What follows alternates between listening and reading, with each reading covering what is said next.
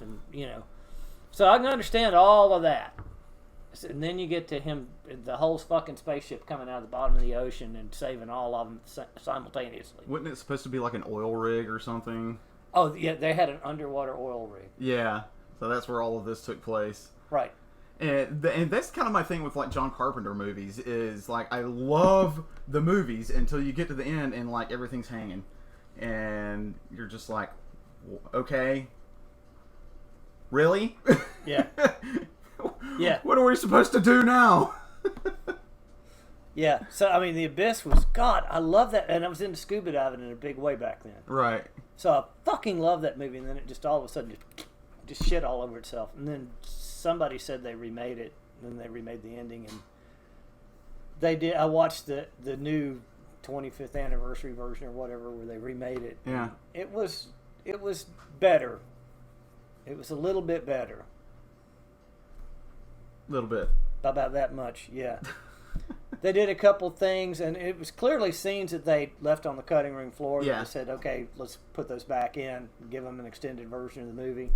But, it made the aliens even more godlike, because the whole point of it was there was like this tidal wave coming into L.A., and it's going to take out the whole city, and then you just see the tidal wave freeze and just sort of melt back down in the ocean.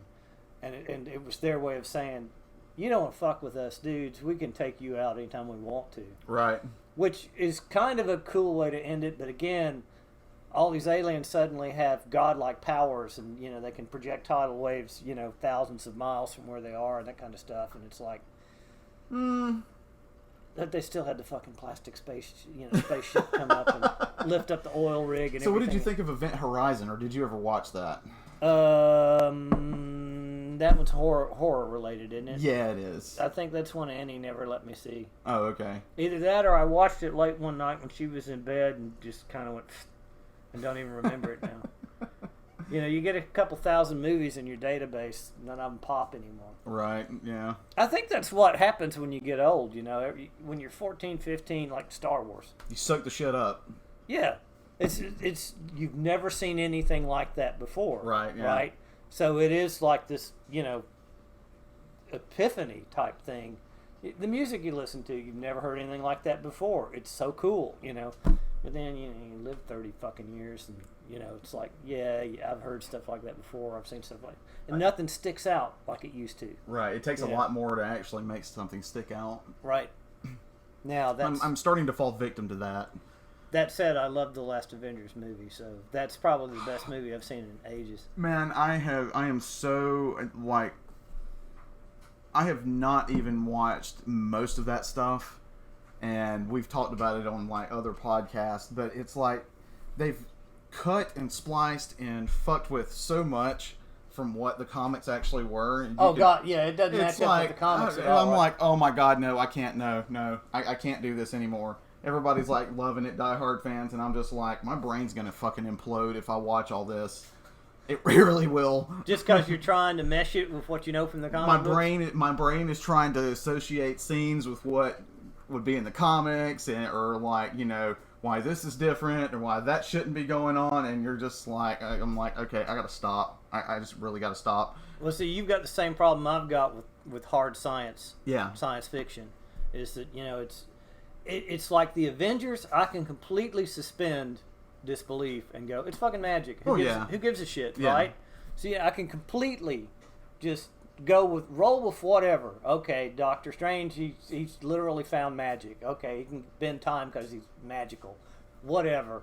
I'm down with that. Yeah. It's the movies that try to be scientific and then drop the ball. Like, Interstellar. Interstellar was the latest big disappointment, I think, in the theaters that I've seen. Cause I kind of have to agree with you there. It's like, man, you see the previews to the movie. I was looking. It's been a long time since I looked forward to a movie coming out for like 3-4 months when they first start hyping it. And I'm like, I can't chomping at the bit trying to get in there to see it. As soon as they release it. Interstellar was that way because the previews show them they're building a Saturn V. They've got to get off the planet to go somewhere else, and it's like, okay, the premise is really good. Yeah. And if you're in that kind of desperate situation, you probably would rebuild a Saturn V in spite of all the, rumors that we supposedly don't know the technology anymore and can't rebuild one, right? Right. Sure. But they go through the wormhole, and I'm kind of like, all right, wormhole, yeah, okay. Well, they had to get to, a distant, star somehow, so I'll give them that. And then, then they go to the planet, and they're like, if they stay over 7 minutes on the planet, then they're going to miss the orbit of their orbiting spacecraft, and the guy's going to age by 15 years, while another 30 minutes goes by. And it's like, wait a minute. If they were in a gravitational well that severe, they'd be like this tall. Yeah, it'd be like 2 inches tall. Yeah. They'd be crushed into powder, and they wouldn't give a shit about the guy in the spacecraft over them anymore. And the thing that kills me is my buddy Kip Thorne, who just won the Nobel Prize, like, I don't know, year before last, I think, was a technical advisor on that. And it's like, huh? Did you give him shit about it? I haven't talked to him. I mean, I knew him 30 years ago, back when I was at Notre Dame. Oh, okay. But I literally considered sending him an email, picking up the phone, and going, Kip, what the fuck happened?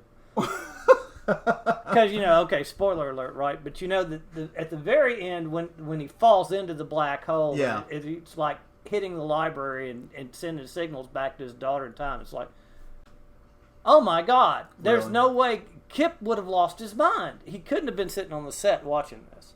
I would hope not. So, I mean, they borrowed his name. They paid him money and they borrowed his name, but he couldn't have had a whole lot of input on the ending of that movie, because the ending of that movie was just crap. And it was such a disappointment. Gravity was like that. I never watched that one. The Sandra Bullock one? No, never watched it. There's a scene in there where, and again, it looks like it's going to be good physics.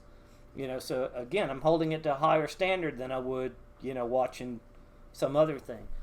But there's a scene in there where, there's this thing about the cloud of garbage in orbit and how it's all going to, just chain react and suddenly take out every satellite. And it's like, that's a bit extreme, don't you think? A little.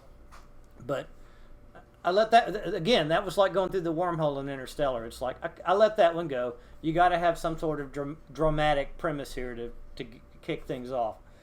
But then there's a scene where the ship they're in explodes. Mm-hmm. And, George Clooney's fallen away from her, and she's, trying to hold on to the ship and hold on to him. And the tether goes taut, and he stops. And, okay, cool. Now the tether, of course, is about to break, right? But right. It's hanging on by a thread, and he's stopped. And then she's like trying to pull him in, but there's like this tremendous force pulling him away, and it's like, wait, what? What? Why is like his whole body weight's hanging on this tether now? Yeah. He was in a fucking space station. You stopped his momentum. Where's all this extra gravity coming from all of a sudden? And so then, of course, the tether breaks, and then he goes gently floating off into space, and it's like, what is this force that came out of nowhere right. and yanked on this tether to the point of it breaking, and then disappears just as soon as it breaks, and he just goes gently floating off into space again? It's like, who the fuck came up with that? Oh, that's hilarious and sad all at the same time. Well, and that was one where, that was kind of like the Abyss, It's like, they could have redone that scene in some way. Yeah. That would have worked, would have been correct in terms of the physics, and we could have all been happy with it. But no, they had to do this thing that just made no sense to anybody with, any understanding of how, physics works. Oh, Hollywood. Those guys. So, that was just inadvertent talk. This is Dana Ward, of course, and we are here on the special edition of the podcast with Dr. Davis. Special edition. Special edition, yeah. James is off in Florida seeing his girl for a couple of weeks, so we're doing a special episode today, debunking junk science, which. Oh, that's what we're supposed to be doing. Supposed to be, yeah. We were just shooting the shit right there, and that'll be something extra for everybody to listen to. He made me coffee and got me started. Yeah, actually, that's what I wanted to do. So you have a doctorate in astrophysics, philosophy, and nuclear physics from Notre Dame. Well, that's kind of close. I have a master's in nuclear astrophysics. Okay. and I have a PhD in straight up nuclear physics. Okay. And, you know, doctorate of philosophy, I guess we could call that. But where does that come in with everything else? That's what they call it. I mean, you know, it's not that I ever took a philosophy course in my life. I think I actually did. I think I had 2.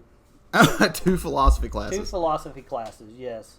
And when you get philosophical on me, my eyes start to glaze over. Either that or you roll your eyes. Yeah, and just walk away. I try not to be condescending about anything, but you know, it's my brain doesn't work that way. No, I have the same reaction to philosophy discussion. I mean, one of my best friends is all into philosophy, right? And he wants to have these discussions about what the prime mover was and all this other stuff. And he gets the same look out of me that I get out of most people when I start talking about physics. You know, it's like, no. Yeah, we're just going to pass on that. I just don't want to. No, please, something else. Sorry. But no, the nuclear astrophysics, that was under one advisor, and it's basically the nuclear processes that occurred during the Big Bang, right, or might occur in stars. So there's 2 ways you can go with that.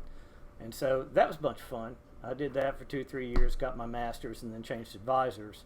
And my other advisor didn't have that nuclear astrophysics background, but I still did, my thesis work was still based on the incompressibility of nuclear matter. Nice. Which is the limit between what makes a star a neutron star, or what makes it keep collapsing down to a black hole. So I was still sort of doing nuclear astrophysics even when I couldn't call myself a nuclear astrophysicist anymore. So needless to say, you know your shit. I'd like to think so. So, along those realms, we're just going to dive right in here because this is going to be great. What do you have to say about flat earthers, for starters?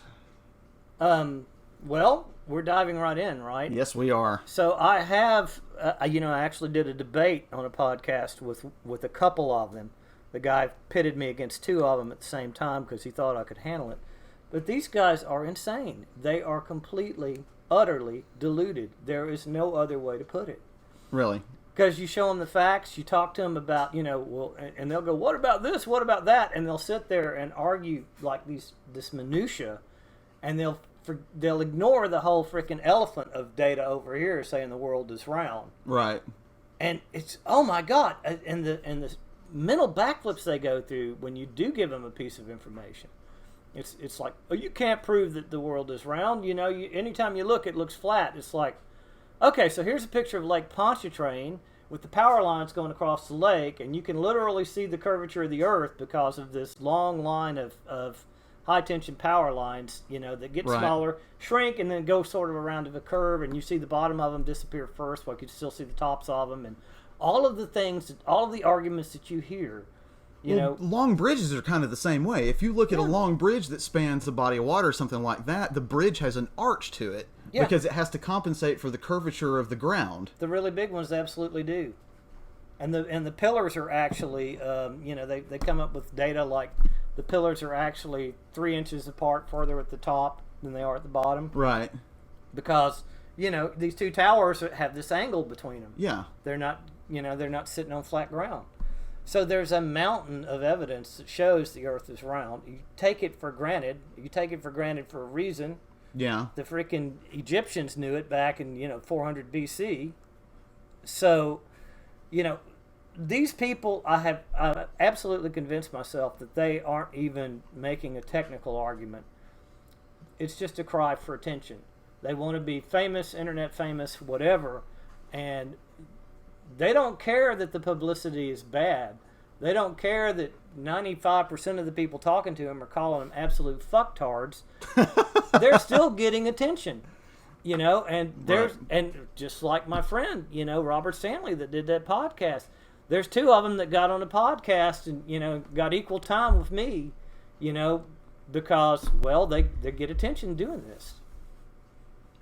But is there any reason to have a logical conversation with them? At this point, I've decided no. Fair enough. I think I'm kind of in the same boat. So, along the logical argument lines, here's another one. How about anti-vaxxers?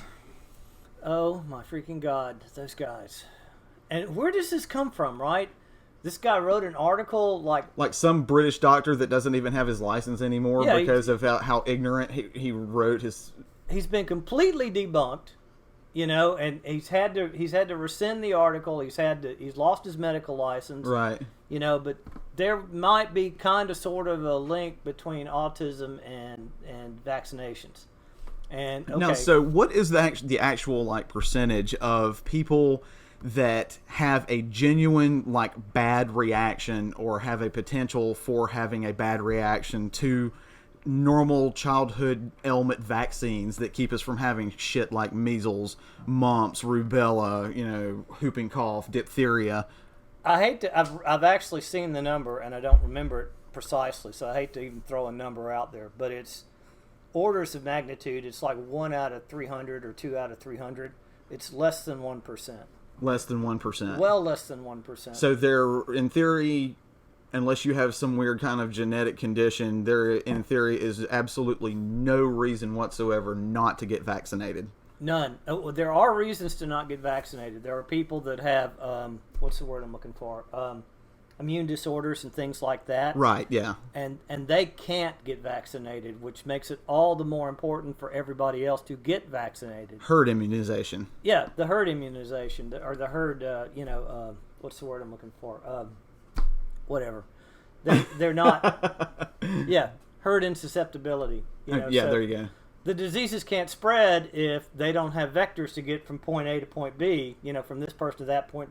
They can't jump from person to person to person and get to the guy that is sensitive and can't use the vaccine if he's insulated by 100 other people. If he's not insulated by 100 other people, suddenly that thing can find a vector in there to the guy that's most susceptible. And it mutates along the way. Oh, of course. Like the flu virus does every year. Yeah, I mean, we were on the verge of eradicating so many of these viruses. Who the fuck have you ever seen in an iron lung, in our lifetime? Polio, yeah. And we've been on the verge of eradicating these things. They only had strongholds out in the middle of freaking nowhere. Yeah. Like in India or, in the deepest parts of India even. Yeah. And people were actually on the verge of making some of these diseases disappear forever. And then Jenny McCarthy comes along and, well, she's not famous anymore and she wants to do something to get famous, right? Right. So she she's the soccer mom that wants to be the anti-vaxxer, soccer mom and worried about her kid getting autism. And, my wife's a school psychologist, right? Mm-hmm. So, her first reaction to all of this is, what's so bad about autism?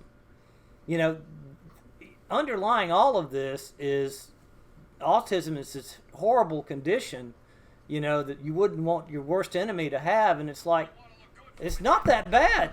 Autism is not that big of a deal.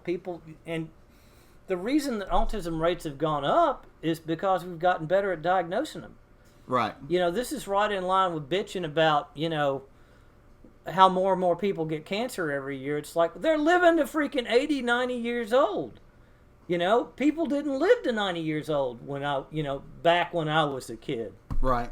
Even now, I look at pictures of my grandfather who died of heart disease, quote unquote, because they didn't know exactly what killed him other than he had a heart attack. Congestive heart failure, I guess is what they called it. But, he barely made it to 60. And, here I am sitting at 54. Right. And looking at old pictures of him, and I'm going, man, when he was when he was in his mid-50s, he looked bad. He looked weathered. He looked hard. He'd gone bald. People still do that, but he looked 20 years older than I do. Right. At 54, and then he died correspondingly. 5 or 6 years later. People aged faster. They died quicker, and that was that. And lots of times they might have died of some cancer or something, or that might have been a contributing factor, but people didn't diagnose it back then. So. Sit here and bitch about, there's more people now with autism than ever. Yeah, they probably always had it, and it just wasn't detected. Yeah. They got slapped upside the head and told to behave in class, and they learned to cope, sort of the hard way. But that was the way things were back then. And, people probably died of cancer a lot, too, back then. They're 45, 50 years old. Never knew. And you never knew. That's one thing that kind of sticks out to me was my father always talked about like the horror of having mumps and like the absolute pain that your jaw and everything went through when your lymph nodes like swelled up and you couldn't do anything about it. Right. And he was like, that's part of an MMR vaccine. And he's like, you'd be lucky that you had those vaccines, because that's one of the most horrific things to go through. Yeah, I'm one of those people that, I know people that claim they practically remember coming out of the womb. I'm one of those people that I don't remember jack shit before I was about 6 or 7 years old. I'm the same way. But it's like my brain didn't really start working and understanding the world around me until, I guess, that age. And I didn't really start laying down memories that made any sense. Yeah. One of my earliest memories, though, is when I got chicken pox. Man, that was... horrible. Oh, yeah. It itched like crazy, and the calamine lotion just, Yeah. is all you had, but it's like, you're looking at mom going, hey, can I have some more calamine lotion, I mean, I about that age, I was like 1985, 1986, I got chicken pox. So even then, we were still suffering from stuff like that, and I suffered through chicken pox just like you did. 'Cause achy, fever, and then when that passes, you're just covered in sores and itchy, and you still can't go anywhere because you're still contagious. So you're sitting around the house like, oh! Yeah, could you imagine having 3 or 4, diseases, or whatever you want to call them, sicknesses like that, growing up, and that being like... That's got to tear your immune system apart. Well, possibly. Some of that is arguably good for your immune system if it doesn't kill you. Right, yeah. But, yeah, I don't want to do that. I'd rather just have the sickened virus injected in me and have my immune system learn how to deal with it before it ever gets a chance to spread. Kind of the whole premise behind vaccines, right? The genius of genetic coding. I think it's wonderful. It's like, sign me up. It's like the people that think the fucking salmon's going to kill you because of Fukushima. It's like, whatever salmon you don't want to eat, send it to me. Put it on ice and send it to me. I'll eat it. I'll feed it to the dogs and everything else. And that's funny that you say that, because that was the next thing that I was actually going to bring up. The truth about nuclear plant disaster, radiation, leaking, and decay. Oh, my freaking God. Not just Fukushima, but Chernobyl as well. See, I try to keep this... I try to stay calm in this, because this is right down my alley. Yes, right? it is. And it's amazing the reactions that people have to nuclear power and nuclear physics in general. And it's because it's something that's mysterious to them. They don't understand it. It's kind of like magic, and therefore it's scary. It does weird things to you that we don't understand. Well, kind of, sort of, but no. And, you want to talk about Fukushima, or you want to talk about Chernobyl first? Let's talk about Chernobyl first, because that one happened first. Oh, Chernobyl. Chernobyl was the nail in the coffin for the nuclear industry everywhere. Even though everybody in the West is paying for the sins of the Russians, who did a lot of crazy stuff that they shouldn't have done. I think the space program's doing the same thing. But they made this reactor and they used graphite as a moderator in the reactor. Now, you normally when you think of graphite, think of charcoal, right? It's another form of carbon. So they made this reactor out of graphite. And then they started playing around with safety tests of all things on this reactor, and trying to figure out how to bring the secondary systems online if they're having to shut down the reactor and it's not generating power anymore. Right. So they screw that up, and the reactor blows up. There's a whole story behind that and why and how that all happened. But so now you have a fuel source, the graphite, right, that's sitting all around the rods in this reactor. That's already irradiated. It's already blown up, so you've blown the pressure hull off of the top of this thing. Yeah. And so now fresh air is hitting it. And it's a nuclear reactor. So, if you remember your fire triangle, you have a source of fuel. Yes. The graphite, not the radioactive material, but the graphite itself. Yeah. You have a source of fuel. You have a source of ignition or heat. Yeah. Which is this reactor that's running out of control and giving off megawatts of thermal power. And then you have oxygen. And now you have oxygen. So this thing starts to burn, and burn furiously. And what's worse is the firefighters come in to fight it. They're dumping foam and water and everything else on this thing. And the hot reactor is just evaporating it all and then reigniting. So you really do have a case where you've got it's if you wanted to make a dirty bomb, this is the perfect way to do it, because now you have a case where this graphite is burning, melting the uranium and all the active stuff in here. Yeah. Carrying it off into the smoke as it burns. Right. And no fucking way to stop it. I mean, that's literally the scenario you've got at Chernobyl. So that's why Europe paid for that with radioactive rain. Yeah, absolutely. And it was the worst design. We do not make reactors that are made out of graphite in this country or in any of the West. This was strictly a Russian thing. Wow. Now, that graphite moderated reactor is an old design. It goes back to the late 40s, early 50s, and we made a few of them to test and to see if the design would work. And it also does one other thing. It's a breeder reactor for plutonium. Uh-huh. So they made a commercial reactor that was meant to not only supply power to the local city, but make just a little bit more plutonium in its core so that it could be used to make one or two more nuclear bombs to aim at us.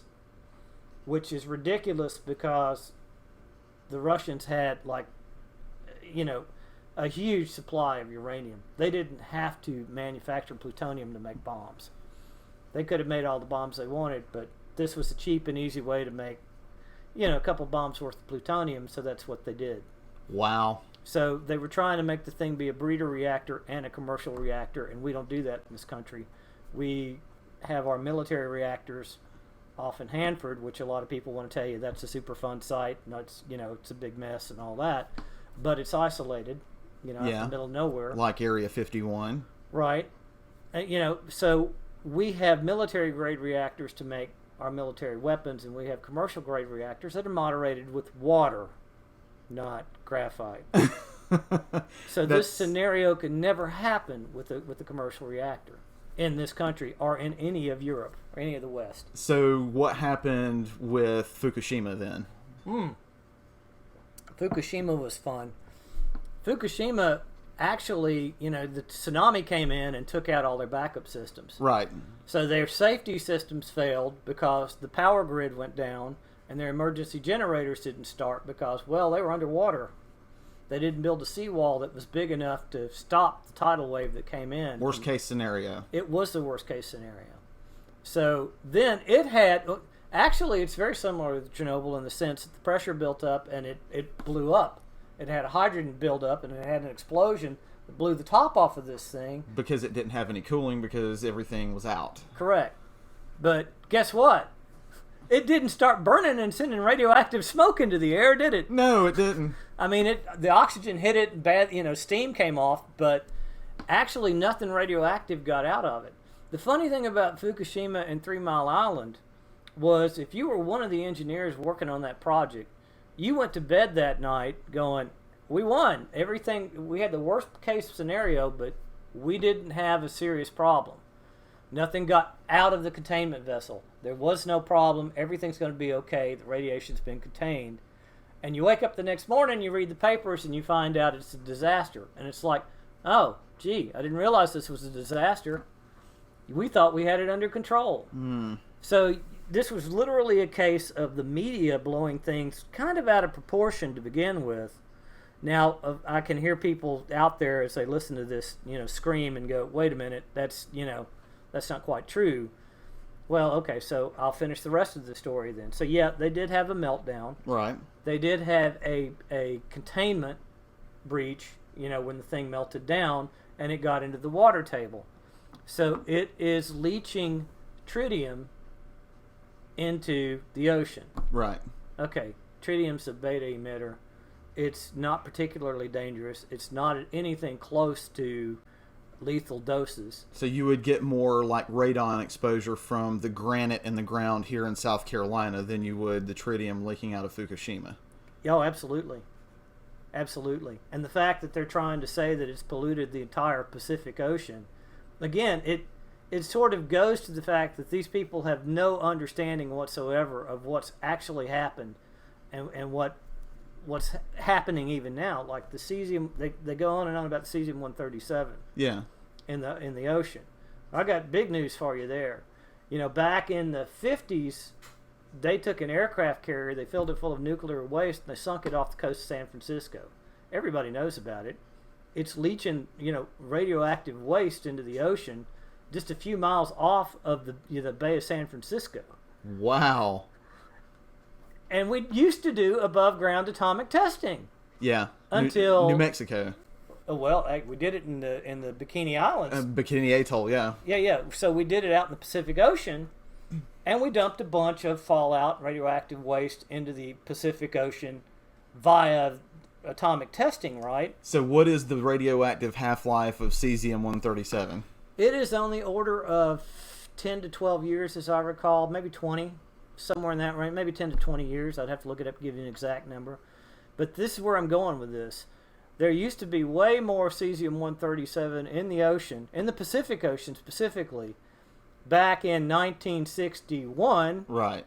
Before they banned above-ground atomic testing, and there's been half of it every 20 years ever since then. Decaying down to something that's inert and not a problem, or certainly not radioactive anymore.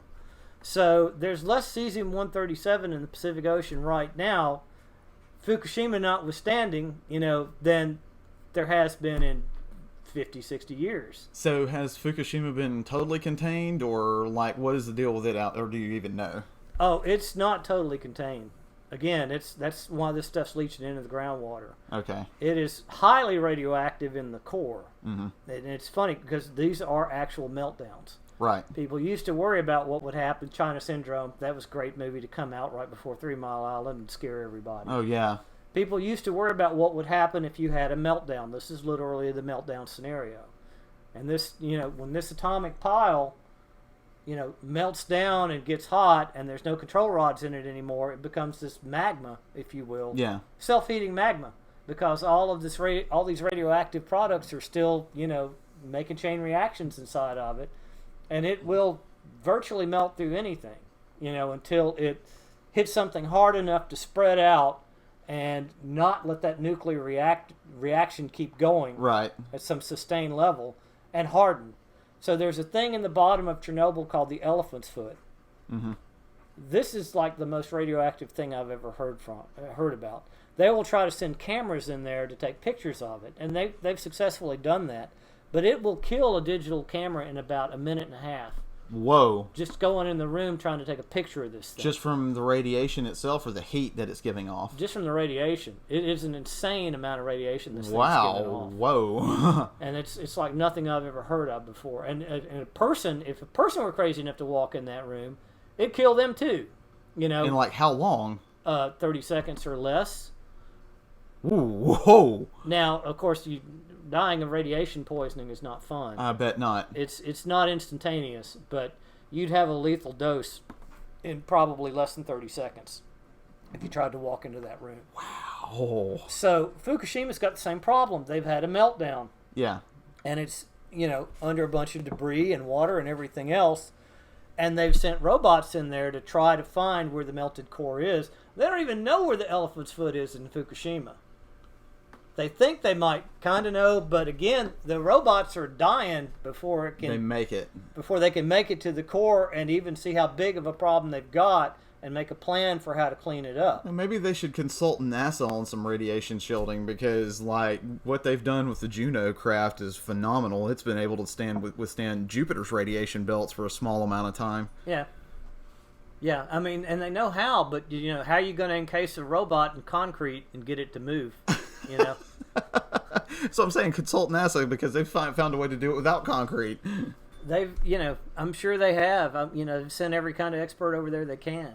But the main point here is that it's all inside this building. It's all contained. It's not like you can walk around the outside of this building, just like you can at Chernobyl. Yeah. You can walk around the outside of this building, and that thing's not a problem for you. You got to get close to it before the radiation levels become dangerous. So didn't Chernobyl continue to put out power for a long period of time, after that whole accident? They just shut it down completely in 2001, and the Chernobyl accident was in '88, if I remember right.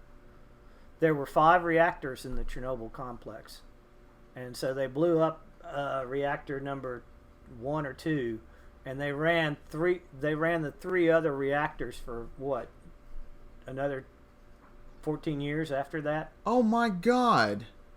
Yeah. Well, there's a lot of misnomers about Chernobyl. You know, people think that a lot of people died. Even the World Health Organization puts the death toll from the radiation at 29. Those were mostly the firefighters trying to get this fire out so it didn't keep spreading all over Europe. Yeah. So 29 people died from radiation at Chernobyl. Nobody died from radiation at Fukushima. Nobody even came close to dying at 3 Mile Island. Now, was there a mess that had to get cleaned up? Yeah, absolutely. There's all kinds of toxic waste dumps, you know, Superfund sites all over, you know, just this country alone. Yeah. Where if you don't take the proper precautions and wear the proper hazmat suits and whatever. Barnwell, South Carolina is one of those. Yeah, then, yeah, you're going to get killed trying to do it, you know, and you're probably going to die in some really unpleasant way. Oh.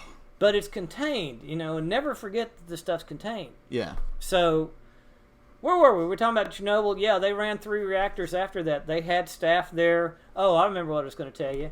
Everybody thinks that Kiev was evacuated, and it was. I mean, that's not in dispute. But they think nobody's lived there for decades. And it's like, you know, there were farmers in Chernobyl that were like, "Fuck you! We own this land. This is all we've got. This is all Mother Russia's given us. It's been in our family for generations. Yeah, we're not going anywhere." And then, you know, there's a pastor at the church that it's like, it's my parish and my people are staying, and I'm not, you know, I'm not going anywhere either. So then you got the local guy that runs the general store or whatever, and he's like, "These are my customers. I live here. They're not going anywhere. I'm not going anywhere." So there was a little subset of people, it was very small, probably about 1,000 people at most, that stayed there. And they're all old as shit now, right? Yeah. But that's the point, is they're all old as shit now. They didn't die from the radiation. They didn't die from the radiation from this plant. They never left. They never evacuated in the first place. And they're still there, and they're fine. I mean, they're dying of old age now. You know, because they're all in their 80s. It was the town of Pripyat that was actually the ground zero for everything that happened. Yes. Yeah, that's like a little burg, I think, that the reactor was actually built on. Yeah. But, you know, there were people that just stayed, and it's a large enough population, and they had livestock, and they ate their livestock, and they, you know, all the animals, you know, hung out, and the radiation was never an issue for them. So what exactly happened at 3 Mile Island? 3 Mile Island, you know, I don't even remember what happened other than they had a cooling failure. They had what was called a partial meltdown. Okay. There is no elephant's foot at 3 Mile Island. They had a partial meltdown, but they were able to get it under control before things really got ugly. And they had a full-blown meltdown. So there's still radioactive material in there, and they're sending robots in there to clean that up. You know, but again, that was sort of, at best, that was a training, you know, day for when Fukushima came along. Right. And how to deal with that really big mess.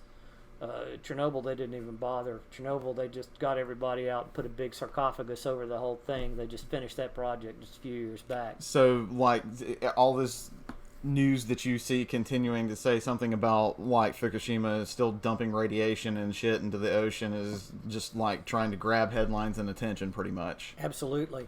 And it's not even, I mean, the media, of course, sometimes the media blows things out of proportion. Oh, yeah. Sometimes they do it on purpose. Sometimes they do it accidentally because the people that write the articles don't really understand the science themselves. Right.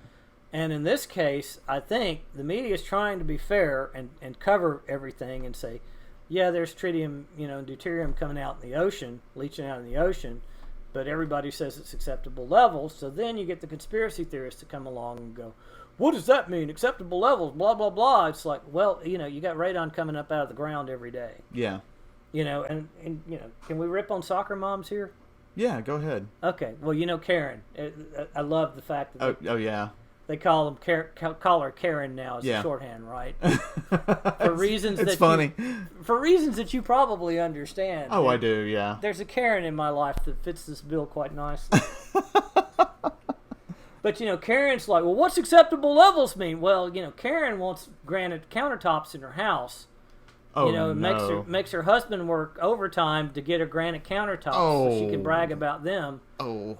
But she's worried about the fucking tritium coming out the Pacific Ocean 10,000 miles away.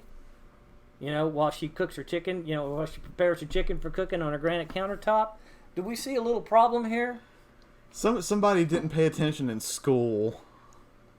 There's a world of people that didn't pay attention in school. This is true. And I mean, and that's funny. The world is a big and complicated place. There's stuff, even when I'm lecturing, it's one of the things I love about teaching. Even when I'm lecturing and I'm explaining a certain process, I'll look at it a different way just from talking about it and go, there really is a reason why, half-life and, danger levels correspond to one another. Right. And it's like, it never occurred to me before, I had to explain it about 5 times. Yeah. And it's like, wait, no, and then it becomes intuitive to you, but you can spend a whole lifetime just internalizing the stuff we already know to where it's intuitive to you. And so, Karen might have heard this in her, physical science class in 7th grade before she said, oh, I don't like science, and never took another science class again. But she didn't internalize it. It's not intuitive to her, and this stuff is just mysterious and scary to her. Yeah. But yeah, the truth of the matter is the granite countertop's not dangerous to her. Neither is Fukushima, and she doesn't need to be worried about either one of them. There's way more things on this earth she ought to be worried about. That's not one of them. Like pollution, like air pollution. Oh, well, you want to get me started on the smokers? And climate change. Yeah, well, okay, well, then there's climate change, yeah. So, I was actually one of those guys that didn't believe it. Oh, really? Oh, yeah. That's one I had to back up on. And it was only, I don't know, I guess it's been about 5 years now. But, my initial reaction to the whole climate change thing was, well, Al Gore, right? Right. So if Al Gore's the messenger, then I automatically think, oh, he's just trying to grab headlines. Yeah. It's just histrionics. It's not a real problem. And I went for several years saying it's not a real problem. And I used the argument, it's like, Krakatoa, Tambora. We have volcanoes that explode that send radioactive material, all kinds of trash into the air. Yeah. Carbon dioxide, to be sure. And, we little men don't put out anything, to that level. And it's hubris to think that we could infect the environment this way. Well, I was wrong. I was completely wrong on that. And the only reason that I had to sort of force myself to admit that, I mean, we're all guilty of getting locked onto certain ideas. Right, yeah. And not doing the research. But there was this one con I kept going to, and it was at that point in time where, it was a big topic. So every year they would have this panel about, is global warming real? Yeah. And after about the, second, we were going into our 3rd year of me sitting on this panel. It's like, I'm going to research this. If I'm going to keep doing the same panel over and over again, yeah. the same con over and over again, I need to be better informed and not just sit back and pontificate. So I started researching it. I started looking at the NASA data. I started looking at all the graphs. I started looking at the heat distribution over the surface of the planet. And I'm like, okay, we have a problem here. And, it's not really kind of hard to understand why we have a problem. It's greenhouse gases, and yes, we have volcanoes and things, but you have, 50, 100 years where a volcano will blow up and then it'll be quiet. Right. And this is like the death by 1,000 cuts. Every day we dump that carbon dioxide into the atmosphere. Yeah. And think it's okay to do it, and it's not. It's throwing the levels out of whack, and it's definitely warming up the planet. So is it? So I've seen several arguments that it's more farming's fault than industry's fault, or the automotive market's fault. Like, there's a bunch of finger pointing going on, of course. So right. Is it farting cows? Yeah, is it more farting cows or is it industry? Or is it a combination of everything? Well, I mean, we got to deal with the fact that there's 7 billion people on this planet. Yeah, that's one. And, we all want to, live in our nice air-conditioned house. There's about, 4 billion of them that don't have that luxury. Yeah. But they want to live a nicer life. Yeah. They want the same wealth that we have, and you can't tell them they can't have it because, that would be stupid and selfish, It's like, why can we live so well and you can't? So, we live in our air-conditioned houses and we drive our cars to, the grocery store 2 blocks over, because God forbid take us an extra 10 minutes to walk there, and then we have to carry whatever we want back. Right? Yeah. No, we're gonna get in our big, 2,000, 3,000 pound car and drive there. Yeah. And then put our groceries in the back because it's convenient. And we're all contributing to this. We all have a part in it. We can't do anything about the farming because we've all got to eat, but we can damn sure do something about the way we generate electricity, the way we generate the power that everybody wants. Karen wants the power too. Oh yeah, of course. Karen's going to be the one to bitch the loudest if we start having rolling blackouts because we can't generate enough power that's not carbon based to keep her house warm in the winter.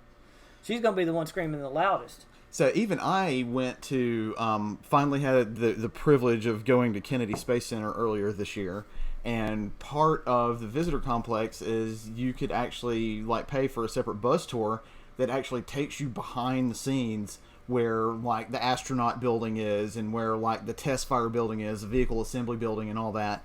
And Sweet. They have an entire multi-acre field of nothing but solar panels. Every bit of that back there is powered by solar power now. Cool. And it's multi-acre, right? Yes, multi-acred. Okay, well that's great. Now here's the thing. Last time I looked, the real cost of solar power is about 40 cents to a kilowatt hour. Mm-hmm.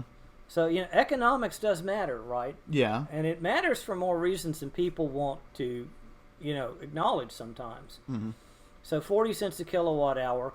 We can generate electricity with, fossil fuel plants, whether it's burning coal or whether it's burning natural gas and turbines or whatever, at the rate of about 11 cents a kilowatt hour. So the first question you've got to ask Karen and everybody else is, are you willing to pay 4 times as much for your electricity than you're paying for it now? It's already kind of high now. Yeah. So, the problem here, and that's only part of the problem, is you have to use all of these exotic rare earth materials to make a solar panel. Yeah. And so all this stuff has to be mined out of the ground. It has to be refined through a chemical process and isolated. Yeah. And there's an environmental cost to even making a solar panel. Hybrid batteries for cars are the same thing. Well, hey, let's talk about the battery technology for when you start trying to make plants, whole plants to power whole cities.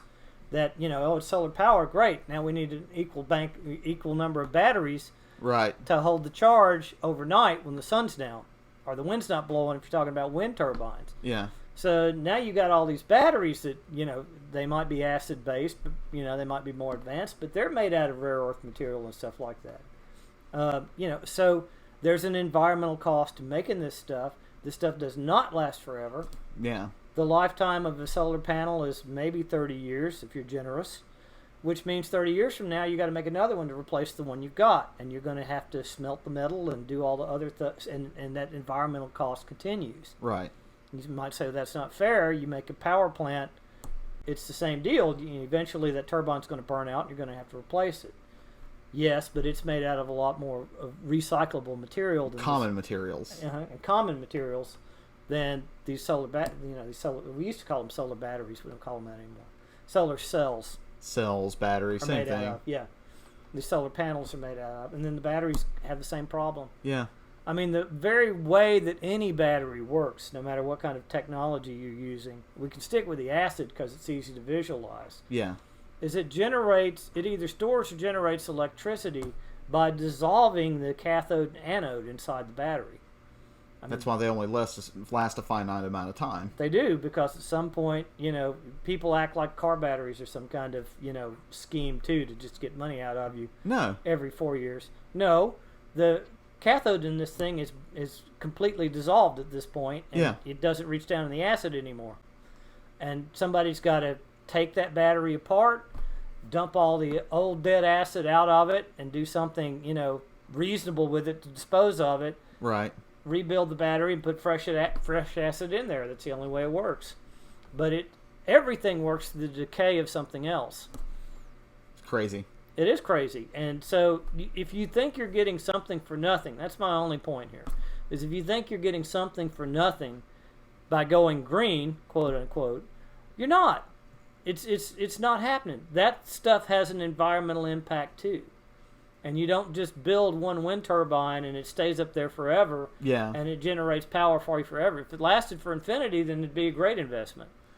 But it doesn't. And so all of this, and again, the term you want to look for here is levelized cost of engineering, which is some accountant's best shot at taking the cost of manufacture, Mm-hmm. taking the power that it generates, Mm-hmm.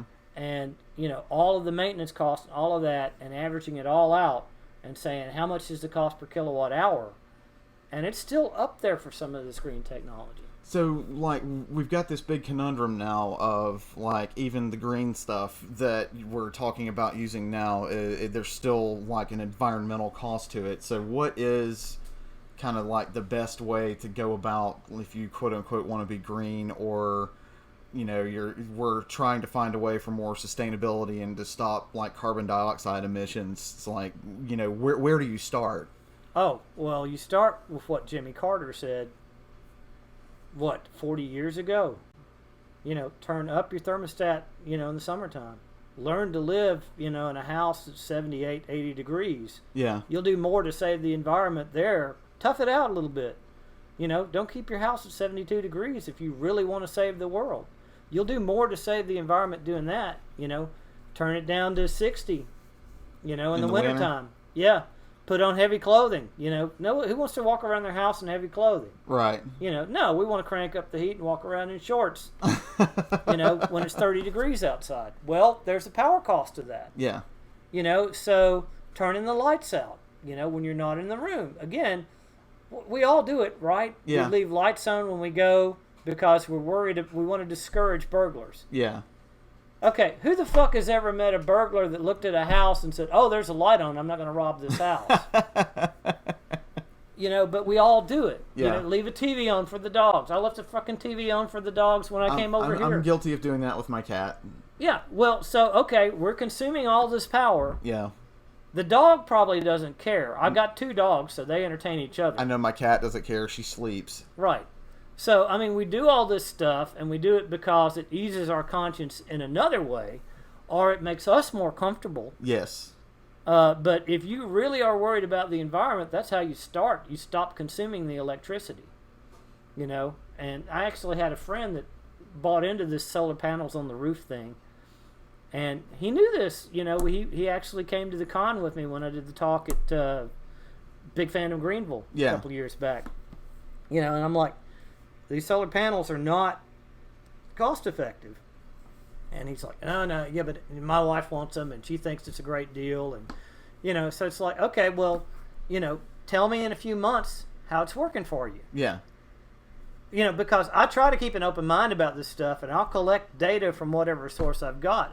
It's just like the global warming thing. Yeah. If you prove me wrong, I will go, fuck, I was wrong about that. Because that's what grown-ups do. Yes. That's what intelligent grown-ups do. So, that's my phone that you heard buzzing. So, prove me wrong and I'll believe it. So, Paul went out and he paid the whatever ungodly amount of money it was to get these solar panels on the house. And, he's got this fancy app that, talks to his phone, and so he can show me how much power he's making and how much money he's saving. So they give him, low interest financing on the solar panels. They give him, whatever. Yeah. Government subsidies. Usually it's a real trick. They give him government subsidies so that the government's paying for half the power he's making. There you go. When he actually runs a overage of power, he gets to sell it back to the power company. Right. And that's all well and good. Lately the power companies started charging connection fees for these people that are generating their own power too, right? So there's a cost there. Yes. Well, and that's fair, by the way, because they had to run all those power lines to come to your house. Yeah. And they have to maintain that infrastructure. All you got to do is think about what if every house has solar panels on it and can actually generate its own power. Yeah. Well, they still have to have the infrastructure to sell the power back to the power company. So there's got to be a fee to maintain that infrastructure. That's not unreasonable for them to want that. Well, also, you have to look at, if there's a natural disaster that happens and everything is laid to shit, they have to come back in and completely rebuild it. Right. They have to have the army of linemen that come in and restring all the poles as quickly as possible. Right. So anyway, back to Paul. I said, let me know, where this is going and, whether you actually feel like you're making money off of this. So yes. The first month, he shows me his phone. He shows me the app. He's like, look, I generated, $100 worth of electricity, and I'm like, okay, well, so what was your power bill before you got these solar panels on your house? He's like, well, it's the winter, and it's... So? It's the sun's not, as high as it is in the summer. And that doesn't mean anything. So he didn't want to come right out and say, well, that's still costing me more money than... Right. I'm still having to buy power from the power company. Yeah. And I'm like, well, yeah, that's cool. I understand. So tell me about it in the summer. And it's like some of these ghost hunter people, right? Yeah. It's like, tell me about it when you got something. And then he never brought it up again. Which I basically read as... It's costing you more. It's costing you more. You did exactly what I told you not to do, and now you're embarrassed to tell me. Right. And so even with the government subsidies he gets, the tax breaks or whatever. Yeah. And even with all these deals that he got, the special financing and all of that, he's still paying just as much for his electricity as he did before. And we call that a win if he paid just as much, right? Yeah. Because breaking even. Yeah, breaking even, and it's green versus burning fossil fuels. So we'd call that a win if he broke even. But remember, he's getting special deals. He's getting low interest financing to put these things up. And he's still forking out money. And he's getting money from the government. He's getting a tax break. And it's still a wash for him. Yeah. As soon as those government subsidies end, it's going to be bad. He's going to be paying more for power than the rest of us are. Yeah. See, like with me, I have...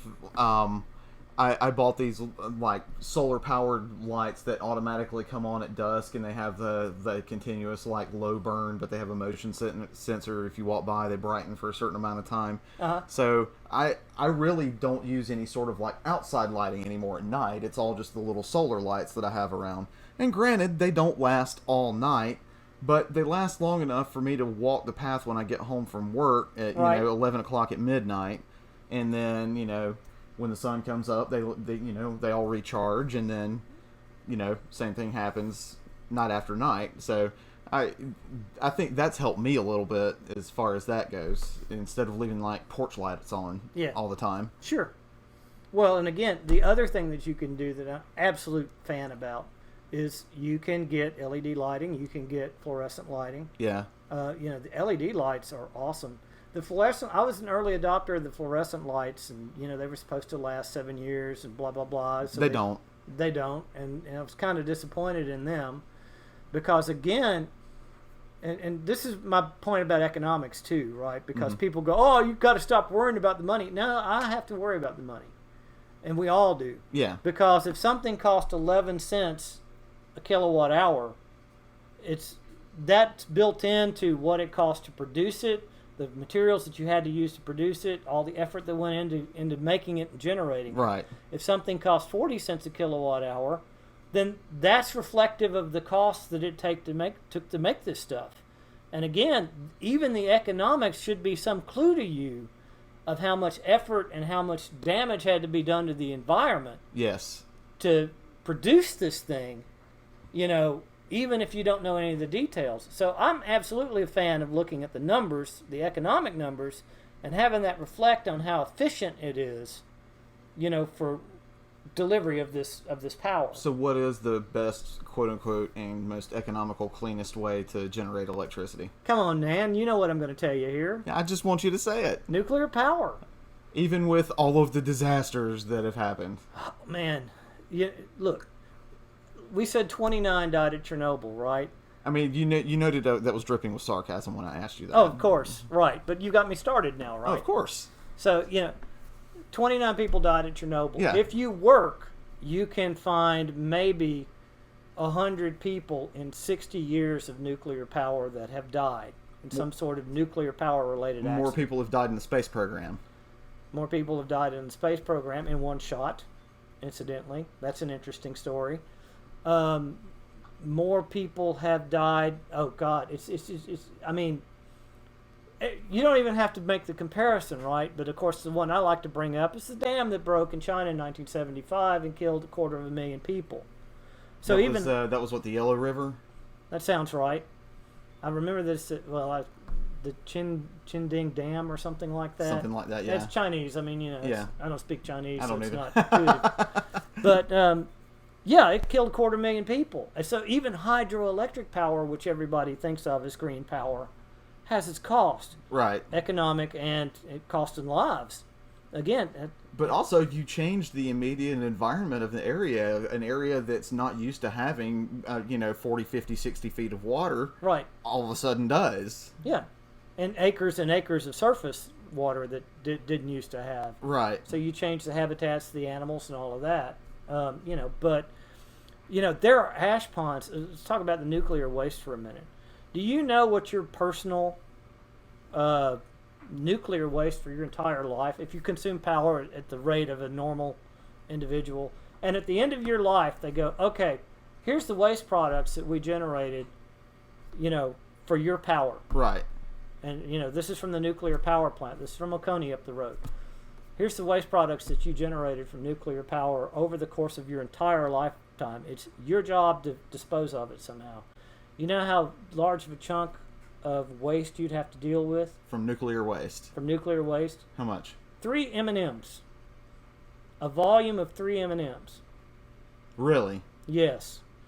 Now, if I had to be responsible for disposing of my own waste products... Oh, I was going to say, let's say, how radioactive are those 3 M&Ms, though? Oh, well, see, again, okay, they're pure uranium, right? Right. Mostly uranium-238, which the military types refer to as depleted uranium. Right. So, most of the uranium-235's been burned out of this stuff. That's the fissile material. Yeah. It's a little more reactive than uranium ore, but it's a fucking M&M sized chunk, dude. You can deal with it. It's mostly uranium-238. It's got a 4.5 billion year half-life. So it's not going anywhere anytime soon. Well, but that's the trick, right? The stuff that's the most radioactive and the most harmful has very short half-lives. And and again, we're back to that intuition, right? Right. And it's intuitively obvious why. The stuff that's super, super radioactive and super, super dangerous, it's giving off a lot of radiation in a short amount of time. It's burning out really fast. It's burning out really fast. It's got a really short half-life. The stuff that's got a 4 billion year half-life, it's not very radioactive. So what about, the technology for fusion instead of fission?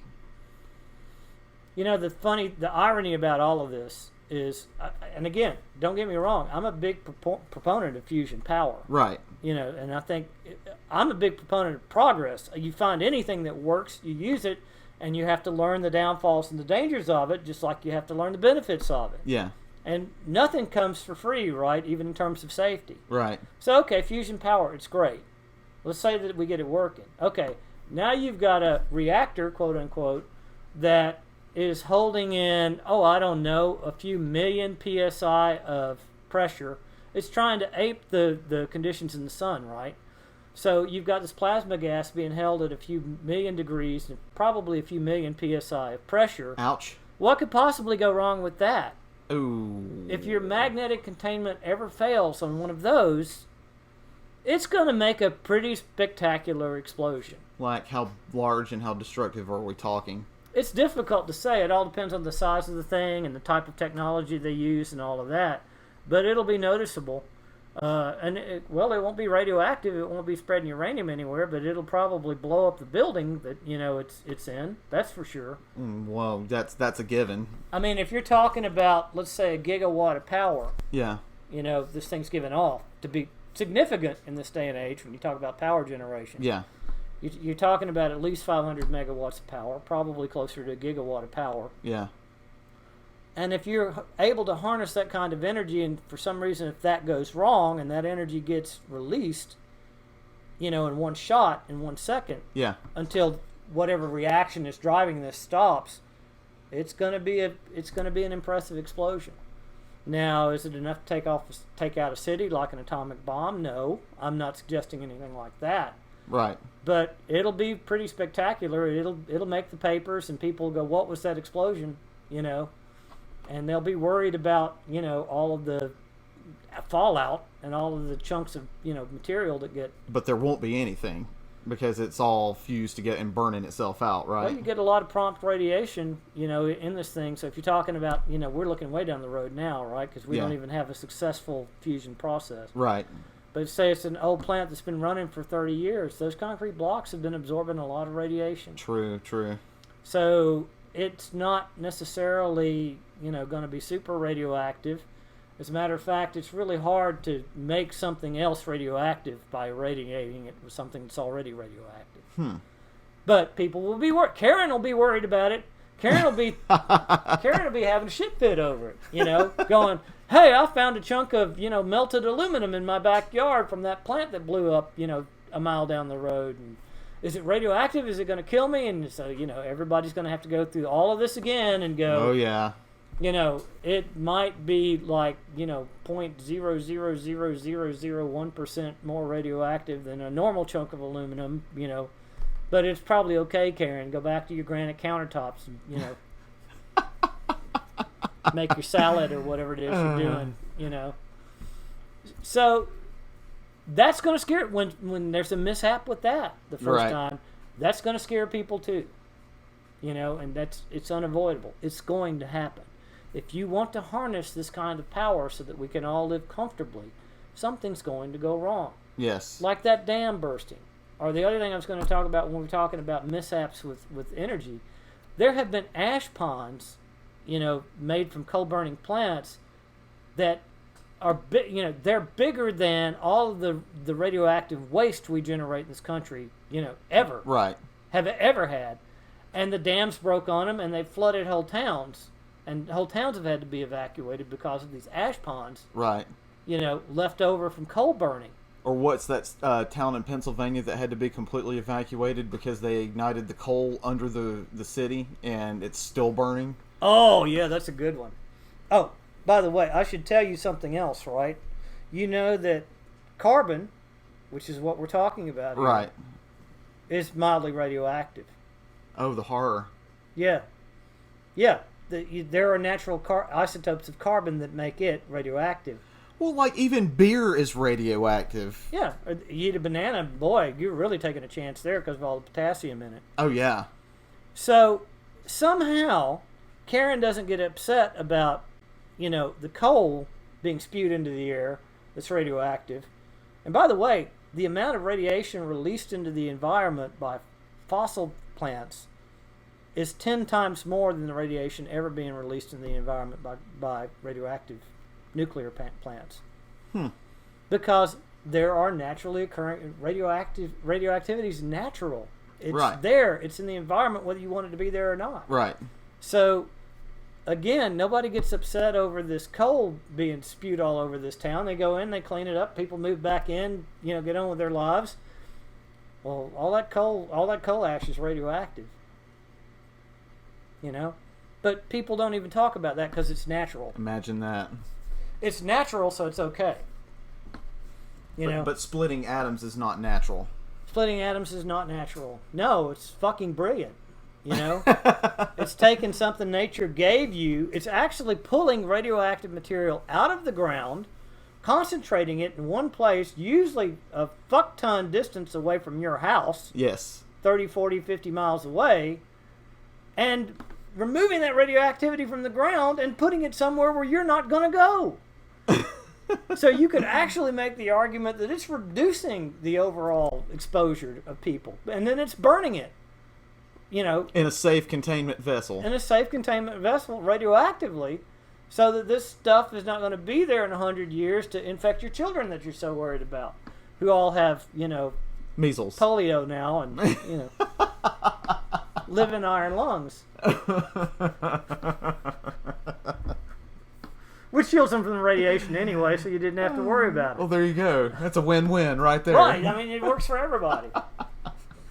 Well, this has been very informative, and I think everybody that listens is gonna have a ball with it as well. I hope so. I've had fun. That's awesome. Yeah. So thanks for coming on for sure. Oh, no problem. I'll come back and we'll talk about ghost hunting sometime. Oh yeah, we might make this like a little semi-regular thing then. Sure. That'll be good. I'm going to a haunted house in right before my birthday in September. Okay. Like that weekend of the 22nd, whatever that is. And I'll do one more ghost investigation because try to keep an open mind and see what's out there. They can't see nobody can see me rolling my eyes at the moment. Well, again, it's like dealing with the conspiracy theorists. I took a different tack with them a long time ago. Yeah. It's like, these scientists don't listen to us. And if somebody would just listen to us, they'd know we were on to something. So I said, show me. You want a real scientist to listen to you?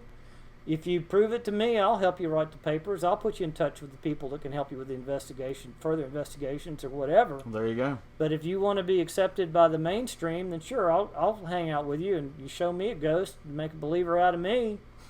Well, I've been waiting for, 8 years now. So it's like show me, don't tell me. Right. I love Rush, by the way. Oh, very good band. Yeah. But it's like nobody, and then it's like, well, your negative vibes are. I actually got that one time. Your negative vibes are keeping the ghosts from coming out. Okay. It's like, well, what do you want me to do with that? Because I'm trying to be as open-minded about this as I can be. I'm sorry, I'm not a fucking ray of sunshine. Get over it. Right. I don't know what I got to do to be more attractive to the ghost, but, I'm just here, man. I'm doing everything I can do. You said you were going to prove it to me. Well, that's going to be it, and I hope you guys have enjoyed the episode. Stay tuned next for Scoops and Mischief. Yeehaw. That sounds like fun. Oh, yeah, they're great.